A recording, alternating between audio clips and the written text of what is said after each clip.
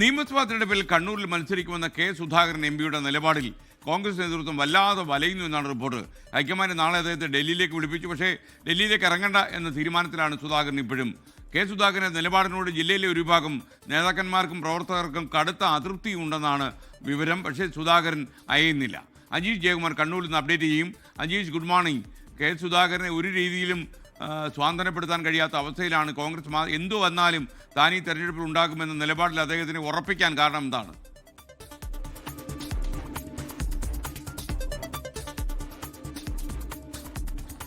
എന്തായാലും കണ്ണൂരിൽ ഇത്തവണ കെ സുധാകരൻ തന്നെ മത്സരിക്കും. ആ നിലപാടിൽ ഒരു മാറ്റമില്ലാതെ തുടരുകയാണ് അദ്ദേഹം.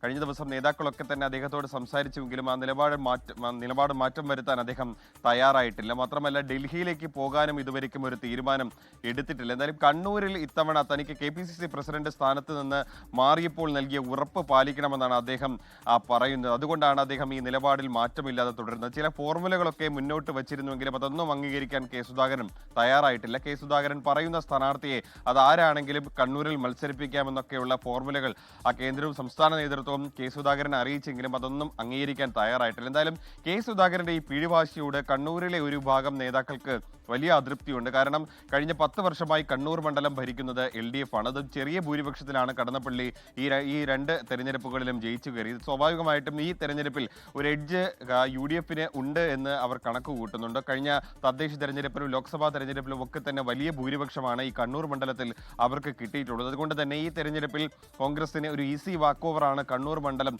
എന്ന് അവർ കണക്കുകൂട്ടുന്നുണ്ട്. ജയിച്ച് കയറാമെന്നാണ് അവർ കണക്കുകൂട്ടുന്നത്. പക്ഷേ സുധാകരന്റെ ഈ പിടിവാശിയും ഈ വിവാദങ്ങളും ഒക്കെ തന്നെ LDF-ന് അനുകൂലമായിട്ടുള്ളൊരു ഘടകമായി മാറുമോ എന്നൊരു ആശങ്ക ജില്ലാ നേതൃത്വത്തിനുണ്ട്.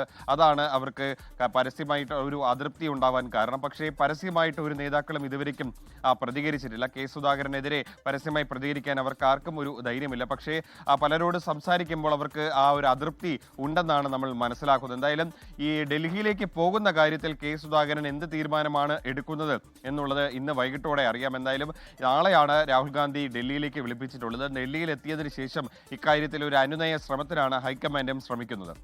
ലോകത്തെവിടെയായാലും ഏത് സമയത്തും 24 വാർത്തകളും ഓഗ്മെന്റഡ് റിയാലിറ്റി പാക്കേജുകളും എക്സ്പ്ലെയിനറുകളും വിശദമായി കാണാൻ ഞങ്ങളുടെ YouTube ചാനൽ നിങ്ങൾക്ക് സബ്സ്ക്രൈബ് ചെയ്യാം.